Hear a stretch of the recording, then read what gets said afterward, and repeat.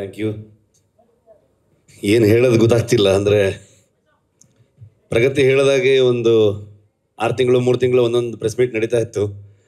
ಒಂಥರ ಟಚ್ ಹೋದಂಗೆ ಆಗ್ಬಿಟ್ಟಿದೆ. ಲಿಟ್ರಲಿ ಎಲ್ಲೋ ಊರಿಂದ ಫಸ್ಟ್ ಟೈಮ್ ಬೆಂಗಳೂರಿಗೆ ಬಂದಾಗ ಹೆಂಗೆ ಫೀಲ್ ಇದೆಯೋ ಅದೇ ಥರ ಫೀಲಿಂಗ್ ಇದೆ ಇವಾಗ. ಇಲ್ಲಿ ಬಂದರೆ ಎಲ್ಲ ಸರ್ಕಲ್ ಒಂದೇ ಥರ ಕಾಣಿಸೋಕೆ ಶುರುವಾಗಿದೆ. ಎಲ್ಲೂ ಹೋಗೋಕ್ಕೂ ಆಗ್ತಿಲ್ಲ. ಬಂದರೆ ಅಜಿನಿ ಸ್ಟುಡಿಯೋ ಮನೆಗೂ ಹೋಗಲಿಲ್ಲ. ಸೊ 3 ವರ್ಷ ಅಲ್ಲ, ಪಂಚವಾರ್ಷಿಕ ಯೋಜನೆ 5 ವರ್ಷ, 5 ವರ್ಷದ ಜರ್ನಿಲಿ ಲಿಟ್ರಲಿ ಥ್ಯಾಂಕ್ಸ್ ಹೇಳೋಕ್ಕೆ ಶುರು ಮಾಡಿದ್ರೆ ಅದಕ್ಕೆ ಕೆಲವಷ್ಟು ದಿನ ಬೇಕು ಅಂತ ಅನ್ಕೊಳ್ತೀನಿ ನಾನು. ಅಂಥ ದೊಡ್ಡ ಜರ್ನಿ ಮೋಸ್ಟ್ಲಿ ಈ ಸಿನಿಮಾ ಕಂಪ್ಲೀಟ್ ಮಾಡೋಕ್ಕೆ ಆಗ್ತಿರ್ಲಿಲ್ಲ. ಅಷ್ಟೊಂದು ಅಡೆತಡೆಗಳು ನನಗೆ ತುಂಬ ಸ್ಟ್ರೆಂತ್ ಆಗಿ ನನ್ನನ್ನು ಹಿಂದೆ ಮೋಸ್ಟ್ಲಿ ಒಂದು ಎಕ್ಸಾಂಪಲ್ ಒಂದಷ್ಟು ಶೀಟ್ ಇರುತ್ತಲ್ವ, ಎಕ್ಸ್ಟ್ರಾ ಶೀಟ್ಗಳಿತ್ತಲ್ಲ, ಆ ಶೀಟಲ್ಲೆಲ್ಲ ಬರ್ಕೊಂಡ್ರೂ ಸಾಲಲ್ಲ ಅನಿಸುತ್ತೆ. ಅಷ್ಟು ಹರಕೆ ಹೊತ್ತಿರ್ಬೋದು ಮೋಸ್ಟ್ಲಿ ಪ್ರಗತಿ. ಅಷ್ಟು ನನಗೆ ಎವ್ರಿ ಡೇ ನಾನು ಶೂಟಿಂಗ್ ಹೊರಟ್ರೆ ಇಲ್ಲಿ ಕೂತ್ಕೊಂಡು ಪ್ರೇ ಮಾಡ್ತಾ ಇದ್ಲು ಅವಳು. ಸೊ ಸ್ಪಾಟಲ್ಲಿದ್ರೂ ಅದೇನೆ. ಕೆಲವು ಸಲ ರಿಸ್ಕಿ ಸೀಕ್ವೆನ್ಸ್ ಇದ್ದರೆ ಅವಳಿಗೆ ಏನಾದರೂ ಮಾಡಿ ಯಾಮಾರಿಸಿ ಬರೋಕ್ಕೆ ಬಿಡ್ತಿರ್ಲಿಲ್ಲ. ಇಲ್ಲ ನೀನು ಸ್ವಲ್ಪ ಲೇಟಾಗಿ ಬಾ ಹಂಗೆ ಅಂತ ಅಂದ್ಕೊಂಡು, ಬಿಕಾಸ್ ಅಲ್ಲಿ ನೋಡಿ ಇನ್ನಿಷ್ಟು ಟೆನ್ಷನ್ ಆಗ್ತಾಳೆ ಅಂತ ಎಷ್ಟೋ ದಿನಗಳು. ಸೊ ಈ ಬೆಂಗಳೂರಿಗೆ ಬಂದೆ ನಾನು ಇವಾಗ ಒಂದು 15 ದಿವಸ ಈಚೆಗೆ ಬಂದಿದ್ದು. ಅಲ್ಲಿವರೆಗೆ ಬೇರೆ ಬೇರೆ ಕುಂದಾಪುರದಲ್ಲೇ ಪೋಸ್ಟ್ ಪ್ರೊಡಕ್ಷನ್ ಮಾಡ್ತಾ ಇದ್ವಿ. ಬಂದ ಮೇಲೆ ಸುಮಾರು ಕೆಲವೊಂದಷ್ಟು ಜನರು ಗೊತ್ತಾಯ್ತು. ಫೋನ್ ಮಾಡಿ ಹೇಗಿದ್ದೀರಾ ಅಂತ ಕೇಳಿದ್ರು. ಅದೊಂದು ಮಾತ್ರ ಕೇಳಬೇಡಿ ಅಂತಂದೆ ನಾನು. ಇನ್ನೊಂದ್ಸಲ ಹೇಗಿದ್ದೀರಾ ಕೇಳಿದ್ರೆ ಹತ್ತೆ ಬಿಡ್ತೀವಿ ಸೀದಾ ಅಂತ. ಸೊ ಆ ಥರದ ಒಂದು ಇಮೋಷ್ನಲ್ ಜರ್ನಿನೂ ಕೂಡ ಹೌದು ನಮಗೆ. ಎಲ್ಲರೂ ಹೇಳ್ತಾ ಇದ್ರು, ನಿಮ್ಮಿಂದ ಹಿಡಿದು ಇಲ್ಲಿ ಪ್ರತಿಯೊಬ್ಬರು ನನ್ನ ಹೆಸರನ್ನು ಹೇಳ್ತಾ ಇದ್ರು, ನನ್ನಿಂದ ಅಂತ ಹೇಳ್ತಾ ಇದ್ರು. ಖಂಡಿತವಾಗ್ಲೂ ಅಲ್ಲ. ಇದು ಇಡೀ ತಂಡ ನನಗೆ ಲಿಟ್ರಲಿ ಶೋಲ್ಡರ್ ಆಗಿ, ಪಿಲ್ಲರ್ಸ್ಗಳಾಗಿ. ನನ್ನ ಮಕ್ಕಳನ್ನ ನೋಡೋಕ್ಕೂ ನನ್ನ ಹತ್ರ ಟೈಮ್ ಇಲ್ಲ, ಅವರು ಸ್ಕೂಲ್ಗೆ ಹೋಗೋದು ನೋಡೋಕ್ಕೂ ಟೈಮ್ ಇಲ್ಲ. 5 ವರ್ಷದಿಂದ ಸಿನಿಮಾ ಮಾಡ್ತಾನೆ ಇದ್ದೀನಿ. ಆ ಎಲ್ಲ ಜವಾಬ್ದಾರಿಯನ್ನು ಲಿಟ್ರಲಿ ನನ್ನ ಹಿಂದೆ ಒಂದು ಶಕ್ತಿಯಾಗಿ ಪ್ರಗತಿ ನೋಡ್ಕೊಂಡು ಹೋಗ್ತಾ ಇದ್ಲು. ಈ ಕಡೆ ಸ್ಪಾಟಿಗೂ ಬರ್ತಾ ಇದ್ಲು, ಕೆಲಸನೂ ಮಾಡ್ತಾ ಇದ್ಲು. ನನ್ನ ರೈಟರ್ಸ್ಗಳು ಅವ್ರ ಫ್ಯಾಮಿಲಿ ಎಲ್ಲವನ್ನ ಬಿಟ್ಟು ಬಂದು ನನ್ನ ಜೊತೆಗೆ 5 ವರ್ಷದಿಂದ ತಿರ್ತಾನೆ ಇದ್ದಾರೆ. ನನ್ನ DOP ಇವತ್ತು ಅವನು, ನಾನು ಇಲ್ಲಿದ್ದೀನಿ ಅಂತಂದರೆ ಅದಕ್ಕೆ ರೀಸನ್ ಇವತ್ತು ಅವನು ಎಲ್ಲೋ ಕೆಲಸ ಮಾಡ್ತಾ ಇದ್ದಾನೆ. ಹಾಗಾಗಿ ಅವನ್ನ ಲಿಟ್ರಲಿ ನನ್ನ ಒಂದು ಶೋಲ್ಡರ್ ಅವನು. ಇವರೆಲ್ಲರೂ ಪಿಲ್ಲರ್ಸ್ಗಳೇ. ವಿನೀಶ್ ಬೆಂಗ್ಲಾನ್ ಅಂತ ಈ ಸಿನಿಮಾದ ಪ್ರೊಡಕ್ಷನ್ ಡಿಸೈನರು, ಇವತ್ತು ಧರಣಿ ಇದ್ದಾನೆ. ನಮ್ಮ ಇಡೀ ತಂಡ ತುಂಬ ದೊಡ್ಡ ತಂಡ ಅದು. ನನ್ನ ಡೈರೆಕ್ಷನ್ ಟೀಮು,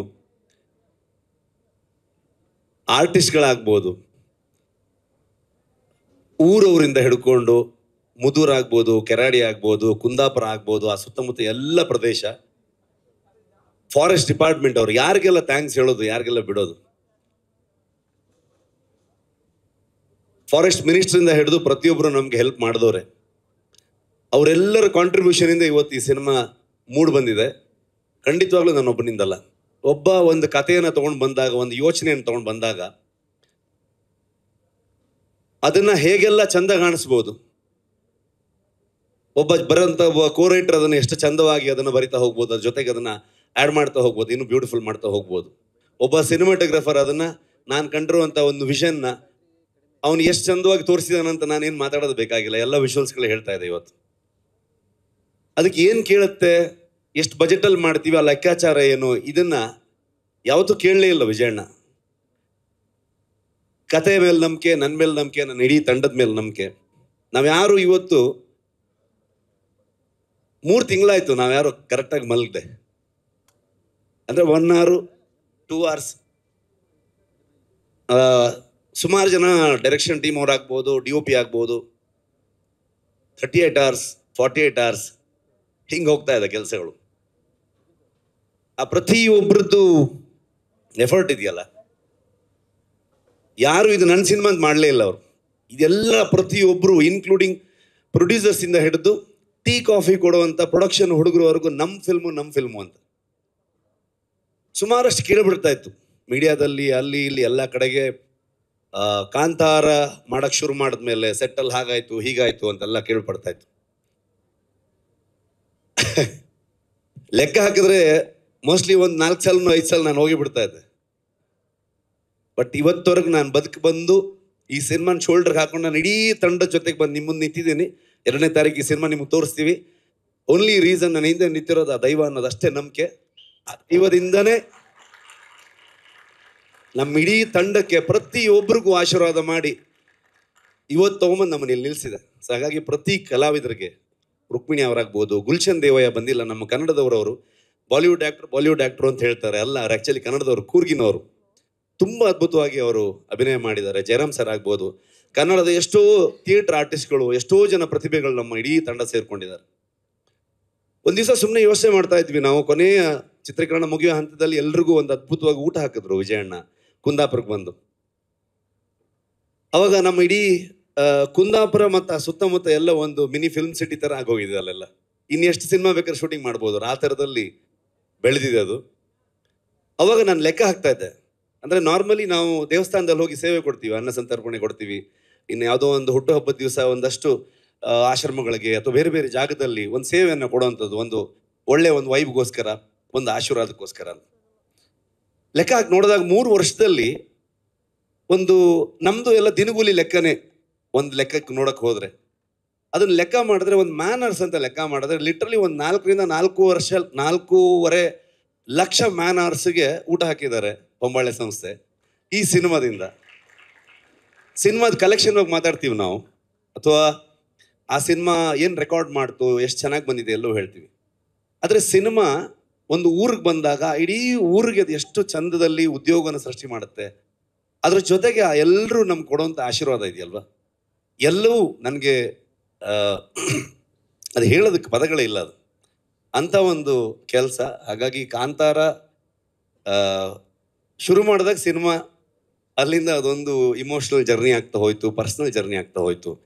ತುಂಬ ದೊಡ್ಡ ತಂಡವಾಗಿ ಬೆಳೆದಿದೆ. 1000 ಜನರು ಇವತ್ತು ಕೆಲಸ ಮಾಡಿದ್ದಾರೆ ಸಿನಿಮಾಗೆ. ನಿಮ್ಮ ಪ್ರತಿಯೊಬ್ಬರಿಗೂ ನಾನು ಥ್ಯಾಂಕ್ಸ್ ಹೇಳೋದಕ್ಕೆ ಇಷ್ಟಪಡ್ತೀನಿ.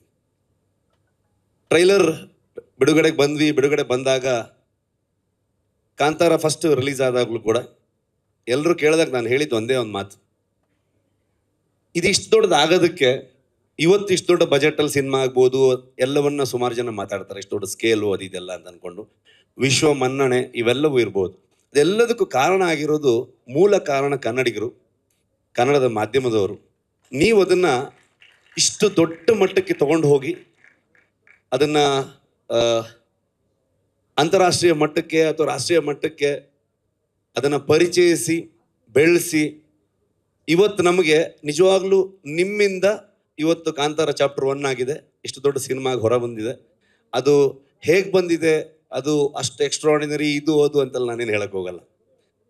ಯಾಕಂದರೆ ನಾವು ಇವತ್ತೇನಾಗಿದೆ, ಒಂದು ಸಿನಿಮಾ ಬಗ್ಗೆ ನಾವೇ ಜಾಸ್ತಿ ಮಾತಾಡ್ತೀವಿ. ನನ್ನ ಪ್ರಕಾರ ನೀವು ಮಾತಾಡಬೇಕು, ನಿಮ್ಗೆ ಹೇಗೆ ಅನ್ಸುತ್ತೆ ಅಂತ ನೀವು ಹೇಳಬೇಕು. ಜನರಿಗೆ ನಾವೇನೇ ಹೇಳಕ್ಕೆ ಹೊರಟಿದ್ದೀವಿ ಅದು ಎಷ್ಟು ಮಟ್ಟಿಗೆ ರೀಚ್ ಆಯ್ತು ಅನ್ನೋದೇ ತುಂಬ ಇಂಪಾರ್ಟೆಂಟ್ ಆಗುತ್ತೆ. ಅಷ್ಟೇ ಹೇಳಕ್ಕೆ ಇಷ್ಟಪಡ್ತೀನಿ. ಇನ್ನು ಜನರಲ್ ನಾಲೆಜ್ ಇಲ್ಲ, ಯಾಕಂತಂದರೆ 3 ವರ್ಷ ಆಯ್ತು, ಏನು ನಡೀತಿದ್ದು ಗೊತ್ತಿಲ್ಲ ಪ್ರಪಂಚದಲ್ಲಿ. ಸೊ ಸಿನಿಮಾದೊಳಗಡೆ ಮುಳುಗೋಗಿದ್ದೀವಿ, ಅಷ್ಟೇ ಹೇಳ್ಬೋದು. ಇನ್ನೇನು ಬಂದ್ವಿ 2ನೇ ತಾರೀಕು ಪ್ರಪಂಚದಾದ್ಯಂತ ಹೊಂಬಾಳೆ ಅಂತ ಸಂಸ್ಥೆ ಪ್ರಗತಿ ಆವಾಗಲೇ ಹೇಳಿದಾಗೆ ನನಗೆ ಒಂದು ಲೈನ್ ಕಥೆಯನ್ನು ಹೇಳಿ ಅದನ್ನು ನನ್ನ ಮೇಲೆ ನಂಬಿಕೆ ಇಟ್ಕೊಂಡು, ಅಲ್ಲಿಂದ ನಾನು ಅವರಿಗೆ ಪರಿಚಯ ಮಾಡಿದಂಥ ನನ್ನ ತಂಡದ ಮೇಲೆ ನಂಬಿಕೆ ಇಟ್ಕೊಂಡು ಇಲ್ಲಿವರೆಗೆ ಬಂದಿದ್ದೀವಿ. ಸಿನಿಮಾದಲ್ಲಿ ಯಾವಾಗಲೂ ಒಂದು ಸರ್ಕಲ್ಲು, ಒಂದು ಬಾವಿ, ಈ ಥರ ವಿಷಯಗಳನ್ನು ತೋರಿಸ್ತಾನೆ ಹೋಗ್ತಿದ್ವಿ. ಅದ್ರ ಒಳಗಡೆ ಇನ್ನೆಷ್ಟೆಷ್ಟು ವಿಚಾರಗಳಿದೆ ನನಗೂ ಗೊತ್ತಿಲ್ಲ. ಕರ್ಕೊಂಡು ಹೋಗ್ತಾ ಇದ್ದೀವಿ. ಸೊ ನೋಡೋಣ. ನನಗೂ ಏನು ಫ್ರೇಮ್ ಮಾಡೋದಕ್ಕೆ ಆಗ್ತಿಲ್ಲ, ಏನು ಅನಿಸ್ತಿದೆ ಅದನ್ನ ಹೇಳಿದ್ದೀನಿ ಅಷ್ಟೇ. ಐ ಥಿಂಕ್ ಕವರ್ ಮಾಡಿದ್ದೀನಿ ಅಂತ ಅಂದ್ಕೊಳ್ತೀನಿ. ಮಾಸ್ಟ್ರೇ thank you, writers thank you, direction team, art team, costume team, ಎಲ್ಲ ಆರ್ಟಿಸ್ಟ್ಗಳು. ತುಂಬ ಕಷ್ಟ. ಅಂದರೆ ಯಾವ ಲೊಕೇಶನಲ್ಲೂ ನಿಜವಾಗ್ಲೂ ಮನುಷ್ಯರು ಹೋಗೋವಂಥ ಲೊಕೇಶನ್ ಆಗಿರಲಿಲ್ಲ ಅದು. ಇಡೀ ಇಷ್ಟು ತಂಡ, ಸ್ಪೆಷಲಿ ಪ್ರೊಡಕ್ಷನ್ ಕಡೆಯಿಂದ ಆದರ್ಶ ಆ್ಯಂಡ್ ಟೀಮು, LPಸು, ನಿಮ್ಮೆಲ್ರಿಗೂ ಆ ಲೊಕೇಶನ್ಗಳನ್ನ ಫೈಂಡ್ ಔಟ್ ಮಾಡಿ ಅಲ್ಲಿ ಬೇಕಾಗಿರೋಂಥ ಅರೇಂಜ್ಮೆಂಟ್ಸ್ಗಳನ್ನ ಮಾಡಿರೋದು. ಸೊ ಅದಕ್ಕೆಲ್ಲ ಅದನ್ನು ಮರೆಯೋದಕ್ಕೆ ಆಗಲ್ಲ. ಅದು ಇನ್ನೊಂದು ಸಲ ಮಾಡೋಕ್ಕಾಗತ್ತೆ ಅಂತಲೂ ಹೇಳೋಕ್ಕಾಗಲ್ಲ, ಅಷ್ಟು ಅದ್ಭುತ ಅದು. ಎಲ್ಲ ಮ್ಯಾನೇಜರ್ಸ್ಗಳಿಗೆ, ಲೋಕಲ್ ಕೋಆರ್ಡಿನೇಟರ್ಸ್ಗಳಿಗೆ, ಊರಿನವ್ರಿಗೆ, ಡಿಪಾರ್ಟ್ಮೆಂಟ್ ಅವ್ರಿಗೆ, ಇನ್ನು ಯಾರ್ಯಾರ ಬಗ್ಗೆ ಅಂತ ಹೇಳಿ ನಾನು. ಥ್ಯಾಂಕ್ ಯು ವಿಜಯಣ್ಣ, ಥ್ಯಾಂಕ್ ಯು ಸೋ ಮಚ್. ನಮ್ದಲ್ಲ ಇದು, ಅವ್ರ ಫಿಲ್ಮು, ಅವರಿಂದನೇ ಈ ಸಿನಿಮಾ ಆಗಿದೆ, ಅವರೇ ಅದನ್ನು ತೊಗೊಂಡು ಹೋಗ್ತಾ ಇದ್ದಾರೆ. ಸೊ ಅವರಿಂದ ಅವ್ರಿಗಾಗೆ ಅಂತ ಅಂದ್ಕೊಂಡು ಹೇಳೋದಕ್ಕೆ ಇಷ್ಟಪಡ್ತೀನಿ ನಾನು, ಅಷ್ಟೇ. Thank you. ರಿಷಬ್ ಅವರೇ, ನೀವು ಹೇಳಿದ್ರಿ 3 ಅಲ್ಲ 5 ವರ್ಷ ಅಂತ ಹೇಳಿ. ಪ್ರಪಂಚದ ಆಚೆ ಏನಾಗ್ತಿದೆ ಅಂತ ನಿಜವಾಗ್ಲೂ ನಿಮಗೆ ಗೊತ್ತಾಗೋದಕ್ಕೆ ಚಾನ್ಸ್ ಇಲ್ಲ. ಯಾಕಂದ್ರೆ ನೀವು ಇಲ್ಲೊಂದು ಪ್ರಪಂಚವನ್ನ ಕಟ್ತಾ ಇದ್ರಿ, ವಿಶ್ವ ಮಟ್ಟದಲ್ಲಿ ಕಟ್ತಾ ಇದ್ರಿ. ಬಹುಶಃ ರಿಷಬ್ ಸರ್ ಅಲ್ಲಿ ಮಾಡ್ತಿದ್ದಿದ್ದು ನಿರ್ದೇಶನನೋ ಅಥವಾ ಅಭಿನಯ ಅಲ್ಲ ಅನ್ಕೊಂತೀನಿ. ಅದು 5 ವರ್ಷದ ತಪಸ್ಸು, ಕಠಿಣ ತಪಸ್ಸು ಮಾಡಿರೋದದು. ಆ ಕಠಿಣ ತಪಸ್ಸಿಗೆ ಒಂದು ಫಲ, ಮೊದಲನೇ ಫಲ ಇವತ್ತು ಸಿಕ್ಕಿದೆ. ಕರ್ನಾಟಕ ಅಷ್ಟೇ ಅಲ್ಲ, ವಿಶ್ವದಾದ್ಯಂತ ಟ್ರೈಲರ್ ಮೆಚ್ಕೊಂಡಿದ್ದಾರೆ. ಕಾಂತಾರ ಚಾಪ್ಟರ್ 1ನ ಮ್ಯಾಜಿಕ್ ನೋಡೋದಕ್ಕೆ ಅಕ್ಟೋಬರ್ 2ನೇ ತಾರೀಕು ಎಷ್ಟು ಜನ ಕಾಯ್ತಾ ಇದ್ದಾರೆ. ಆ ಎಲ್ಲ ಯಶಸ್ಸು ನಿಮ್ಮ ಜೊತೆ ಇರುತ್ತೆ. ಆ್ಯಂಡ್ ಯಶಸ್ಸಿನ ಜೊತೆ ನೀವು ಒಂದು ಜವಾಬ್ದಾರಿನ ಎಷ್ಟು ಸುಂದರವಾಗಿ ನಿರ್ವಹಿಸಿದ್ರೆ ಅದ್ರ ಬಗ್ಗೆ ನಾವಿಲ್ಲಿ ಮಾತಾಡಲೇಬೇಕು. ರಿಷಬ್ ಸರ್, ಎಷ್ಟೋ ಇತ್ತೀಚೆಗೆ ಪ್ಯಾನ್ ಇಂಡಿಯಾ ಸಿನಿಮಾಗಳು ಆಗ್ತಾ ಇದೆ, ಓಕೆನಾ? ಸೊ ಪ್ಯಾನ್ ಇಂಡಿಯಾ ಸಿನಿಮಾ ಅಂತ ಒಂದು ಮಾಡಿದಾಗ ಆ ಸಿನಿಮಾ ಅಥವಾ ಸಿನಿಮಾ ತಂಡದವರು ಆ ರಾಜ್ಯದ ಮೇನ್ ಕಮರ್ಷಿಯಲ್ ಫೇಸಸ್ ಯಾರು ಇರ್ತಾರೆ, ನಾಯಕ ಅಥವಾ ನಾಯಕಿ, ಆರ್ಟಿಸ್ಟ್ಗಳನ್ನ ಆಯ್ಕೆ ಮಾಡಿಕೊಂಡು ಆ ರಾಜ್ಯದಲ್ಲಿ ಸಿನಿಮಾ ಸೆಲ್ ಮಾಡೋದಕ್ಕೆ ಅವ್ರು ಕಾಸ್ಟ್ ಮಾಡ್ಕೋತಾರೆ. ಆದರೆ ರಿಷಬ್ ಶೆಟ್ಟಿ ಅವರ ನಿರ್ದೇಶನದಲ್ಲಿ, ಹೊಂಬಾಳೆ ಅವರ ನಿರ್ಮಾಣದಲ್ಲಿ ಇದು ನಮ್ಮ ಮಣ್ಣಿನ ಕಥೆ ಅಂದ್ಬಿಟ್ಟು ನೀವು ಹೇಳ್ದಾಗೆ ಗುಲ್ಶನ್ ಅವರು ನಮ್ಮ ಕರ್ನಾಟಕದವರು, ಅವರನ್ನ ಕಾಸ್ಟ್ ಮಾಡಿದ್ರಿ. ನೀವು ಯಾವ ದೊಡ್ಡ ಫೇಸಸ್ ಅನ್ನು ಕೂಡ ನೀವು ಆಯ್ಕೆ ಮಾಡಿಲ್ಲ. ನೀವು ಆಯ್ಕೆ ಮಾಡಿದ್ದು ಕೇವಲ best technician, best actors and most of the ಎಲ್ಲ ನಮ್ಮ ಕನ್ನಡದವರೇ. ಸೊ ಆ ಹಿರಿಮೆ ಬಗ್ಗೆ ನಿಮಗೆ ಎಷ್ಟು ಗೌರವ ಇದೆ, ಎಷ್ಟು ಹೆಮ್ಮೆ ಇದೆ ಹೇಳಿ ರಿಷಬ್ ಸರ್. ಅಂದರೆ ನಾವು ಖಂಡಿತವಾಗ್ಲೂ ಮೊದಲ ಭಾಗ ಮಾಡಿದಾಗ ಅದು ಪ್ಯೂರ್ ಕನ್ನಡ ಸಿನಿಮಾ ಆಗಿತ್ತು. ಎರಡನೇದು ಮಾಡಕ್ಕೆ ಹೊರಟಾಗ ಕನ್ನಡಿಗರೇ ಅದನ್ನು ಪ್ಯಾನ್ ಇಂಡಿಯಾ ಮಾಡಿದ್ರು. ಸೊ ಅವರೇ ಈ ಥರ ಏನೋ ಮಾಡ್ಬೇಕು, ನೀವು ಪ್ಯಾನ್ ಇಂಡಿಯಾ ಎಲ್ಲ ಹೋಗ್ಬೇಕಂತ ನಮ್ಮನ್ನು ಪುಷ್ ಮಾಡಿ ಕಳಿಸಿದ್ದೆ ಕನ್ನಡಿಗರು. ಅದನ್ನು ಮಾಡಕ್ಕೆ ಹೊರಟಾಗ ಜನರಲಿ ಒಂದು ಥಾಟ್ ಬರುತ್ತೆ, ಫಿಲ್ಮ್ ಮೇಕರ್ಸ್ಗಳಿಗಾಗ್ಬೋದು, ಪ್ರೊಡಕ್ಷನ್ ಹೌಸ್ಗಾಗ್ಬೋದು. ಸೊ ಈ ಥರ ಕಲಾವಿದರುಗಳಿರಬೇಕು, ಈ ಥರ ಟೆಕ್ನಿಷಿಯನ್ಸ್ಗಳು ಇರಬೇಕು ಅನ್ನೋದು. ಬಟ್ ನಾನು ಯಾವತ್ತು ಏನು ನಂಬ್ತೀನಿ ಅಂತಂದರೆ, ಆವತ್ತು ಕಾಂತಾರ ಮಾಡಿದಾಗ ಆ ಥರದ್ದು ಯಾವುದೂ ಇರಲೇ ಇಲ್ಲ. ಆ ಕಾಂತಾರವನ್ನು ಇಷ್ಟೊಟ್ಟು ಮಟ್ಟಕ್ಕೆ ತೊಗೊಂಡೋಗಿರೋದು ಇದೇ ಜನರು.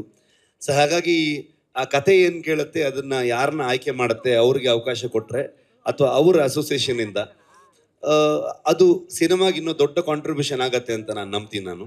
ಹಾಗಾಗಿ ಆ ಕಥೆಯ ಆಯ್ಕೆ ಪ್ರಕಾರವಾಗಿ ಹೋಗಬೇಕೇ ಹೊರತು ನಾವು ಅದನ್ನು ಫೋರ್ಸ್ ಮಾಡಿದ್ರೆ ಅದು ಯಾವತ್ತೂ ಆರ್ಗ್ಯಾನಿಕ್ ಆಗಿ ಹೋಗೋದೇ ಇಲ್ಲ. ಅದು ಅವರು ಕೂಡ ಫಿಟ್ ಆಗಲ್ಲ, ನಮ್ಮ ಸಿನಿಮಾಗೂ ಕೂಡ ಜಸ್ಟಿಫೈ ಆಗಲ್ಲ ಅಂತ ಅಂದ್ಕೊಳ್ತೀನಿ ನಾನು.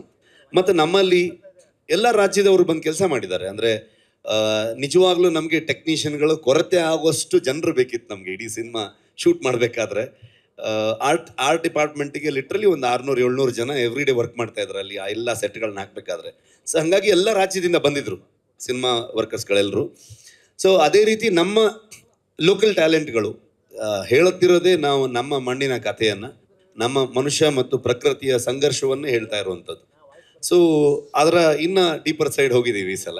ಸೊ ಹಾಗಾಗಿ ಅದಕ್ಕೆ ಈ ಮಣ್ಣಿನಲ್ಲಿರುವಂತಹ ಈ ಮಣ್ಣಿನ ಮಕ್ಕಳೇ ಬೇಕಾಗ್ತಾರೆ. ಸೊ ಅವ್ರು ಬಂದರೆ ಮಾತ್ರ ಆ ಕತೆ, ಆ ಸಿನಿಮಾ ಅಷ್ಟು ಅಚ್ಚುಕಟ್ಟಾಗಿ ಬರೋದಕ್ಕೆ ಸಾಧ್ಯ ಅಂತ ಅನ್ಕೊಳ್ತೀನಿ ನಾನು. And final question Rishab sir, ನೀವು ಹೇಳಿದ್ರಿ ಮಾತಾಡ್ಬೇಕಾದ್ರೆ ಇವತ್ತು ನನ್ನಿಂದ ಹಿಡಿದು ಪ್ರಗತಿ ಎಲ್ಲರೂ ರಿಷಬ್ ಅವರು ಅಂತ ಹೇಳ್ತಿದ್ರು. ಈ ವೇದಿಕೆಯಲ್ಲಿ ನಿಂತಿರುವಂಥ ಕಾಂತಾರದ ನಿರ್ದೇಶಕರಾದಂಥ ರಿಷಬ್ ಶೆಟ್ಟಿಗೆ 5 ವರ್ಷ ತಪಸ್ ಮಾಡಿದಂಥ ನಿಮ್ಮೊಳಗಿರುವಂಥ ರಿಷಬ್ ಬಗ್ಗೆ ಏನು ಹೇಳಕ್ಕೆ ಇಷ್ಟಪಡ್ತೀರಾ?